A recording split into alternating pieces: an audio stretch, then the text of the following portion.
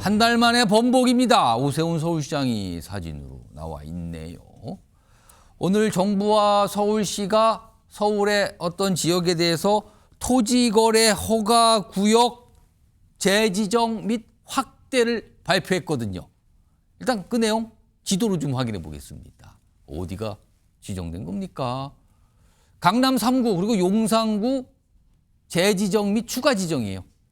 저 지역에서 오늘 지정된 곳은 이미 지정됐다가 해제됐다가 다시 된 것도 있고요. 추가된 것도 있고 그래요. 근데 간단히 말씀드리면 강남 3개 구와 용산구, 요즘에 사실 서울 강남을 중심으로 집값 상승세 심상치 않다는 얘기 굉장히 많이 나왔거든요. 뭐 짧은 기간에 몇 억씩 올랐다 이런 얘기 많았거든요. 정부와 서울시가 오늘 조치를 취한 겁니다. 그런데 오늘 이 내용을 발표하고 난 뒤에 오세훈 서울시장이 송구하다는 입장을 밝힙니다. 목소리 들어보시죠. 지난 2월 12일 토지거래 허가구역 해제 이후 강남을 중심으로 부동산 시장의 변동성이 커졌다는 지적을 겸허히 받아들입니다. 이로 인해서 심려를 끼쳐드린 점 시민 여러분들께 송구스럽게 생각합니다. 이에 따라 강남, 서초, 송파, 용산구 아파트를 대상으로 3월 24일부터 9월 30일까지 6개월간 토지거래 허가구역으로 지정합니다. 송구하다는 입장, 심려를 끼쳐서 송구합니다. 뭐 사실상 사과잖아요. 그리고 본인 아까 오세훈 시장이 설명했죠. 앞서 지난달 12일에 서울시가 강남 일부 지역에서 이거 토지거래 허가구역 지정 이거 해제합니다라고 발표했거든요. 그때 당시 어디였을까요? 해제한 곳이. 역시 지도로 보면 강남의 일부 지역이었어요. 여기 보면 잠실동, 청담동, 삼성동, 대치동. 그래서 뭐 이게 약어로도 부르더군요. 뭐 잠청삼대 아니면 뭐 잠삼대청 뭐 이렇게도 부르기도 해요. 4개 동을 구체로 뽑아서 여기만 딱 정해서 여기는 해제하겠습니다 했거든요. 근데 그 이후에 부동산을 장악했다는 여러 가지 지적과 비판을 좀 받았어요. 지난달 13일에 오세훈 서울시장이 뉴스와이드 이 자리에서 인터뷰를 좀 했어요. 당시에 이 상황을 좀 설명했습니다. 들어보시죠.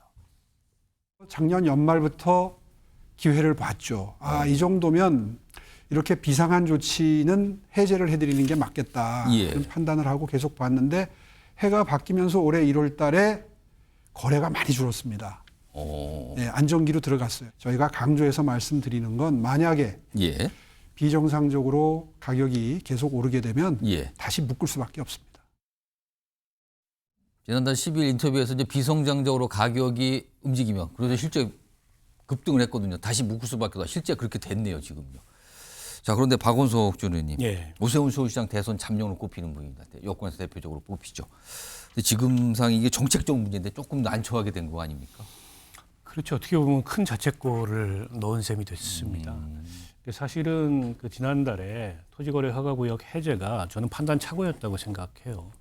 지금 금리가 떨어지고 있고 또 예. 계약을 앞두고 이사 수요가 커지고 있고 그런데다가 이제 부동산 시장이 상당 기간 장기 침체에 들어가면서 강남의 똘똘한 한 채에 대한 그런 어떤 수요랄까요? 이런 것들이 여전히 있는 상황이었거든요.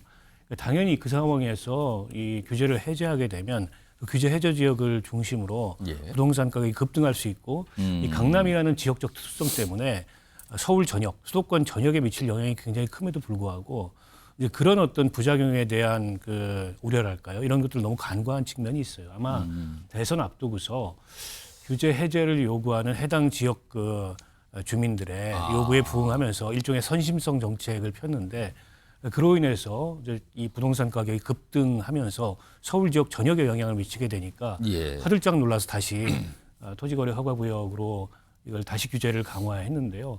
그 과정에서 한 달을 사이에 두고 정책이 이렇게 널뛰게 할 수 있냐. 그러니까 오세훈 시장이 강점으로 내세웠던 건 서울시장으로서의 경험이었습니다. 예. 그러니까 다른 대선 주자들하고 비교할 수 없는 그런 경험을 갖고 있고 정책적으로 나는 뭔가 이게 완숙기에 접어든 사람이다라는 자신감을 표현했는데 근데 이런 큰 자책골을 넣음으로 인해서 오 시장이 그 강점으로 내세웠던 것들이 일순간에 좀 민망해지는 그런 상황이 되는 게 아닌가 싶고요. 어떻게 보면 당내 경쟁자들에게는 예. 좋은 공격의 소재가 된 데다가 야당으로부터도 거센 비판을 받지 않을 수가 없는 그런 상황입니다. 지금 오세훈 시장과 관련해서 오늘 유승민 전 의원, 안철수 의원이 좀 의견을 냈어요. 확인해 보죠. 화면에 있습니다. 우선 유승민 전 의원이 이게 문재인 정부를 또 여기다 이렇게 약간 빗댔네요.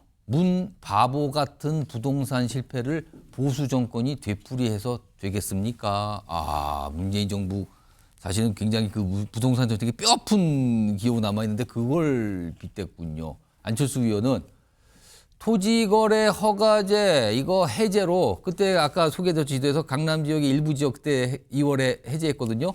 그거 해제로요. 서울 노원까지 집값 들썩거렸어요. 또 이렇게 또 설명합니다. 윤주진 전 의원. 예. 어떻게 좀 보십니까 이 상황? 물론 뭐 정책을 시행했다가 다시 번복한다는 것 자체를 뭐 긍정적으로 평가할 수는 없겠죠. 예. 그런데 저는 이 토지거래 허가제 자체에 대해서 우리가 조금 깊이 들여다봐야 될 것이 예.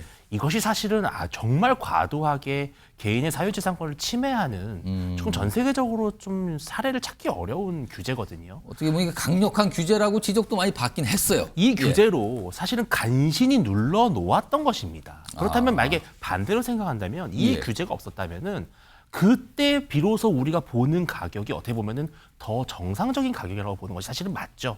그런데 워낙에 이제 부동산 양극화라든지 격차 때문에 예. 이런 약간 뭐랄까요 특단의 조치를 썼던 것인데 이것이 과연 지속 가능한 규제인가에 대해서는 사실 우리가 따져볼 필요가 있습니다. 그러면 앞으로 이 지역에 집을 갖고 있는 사람들은 계속 20년, 30년 당국의 허가를 받아야만 집안을 처분할 수 있는 그것은 비정상적인 제도거든요. 일단 오늘은 뭐 6개월이라고 했지만 또 이게 연장 또 가능한 예. 거거든요. 그래서 이게 과거의 유물이고 사실 언제 풀어야 될지 시기를 보고 있던 것인데 사실 작년 말 올해 초에 서울시 부동산 시장이 상당히 안정화됐던 것은 또 여러 수치로 드러나 있기 때문에 예. 오세훈 시장이 이제 뭔가 용기를 내서 도입을 한 것인데요. 다만 이 정책이라는 것이 의도와 결과는 당연히 일치할 수가 없는 것 아니겠습니까? 저는 오세훈 서울시장이 그래도 빠르게 다시 토지거래 허가제를 구역을 재지정함으로써 뭔가 자신이 했던 것의 잘못을 인정하고 빠르게 저는 그런 용기도 좀 높게 평가할 부분이 있다. 왜냐하면은 지난 우리 문재인 정부 때 보면요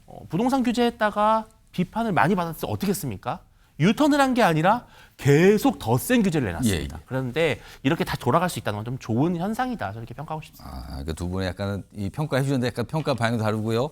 그러니까 좀 약간 이건 정치적 위기 아니냐, 이렇게 되면 위험한 거 아니냐. 그러나 번복한 자체도 이거 빨리 수습한 거 아니냐. 이건 또 긍정 평가도 좀 해 주셨습니다.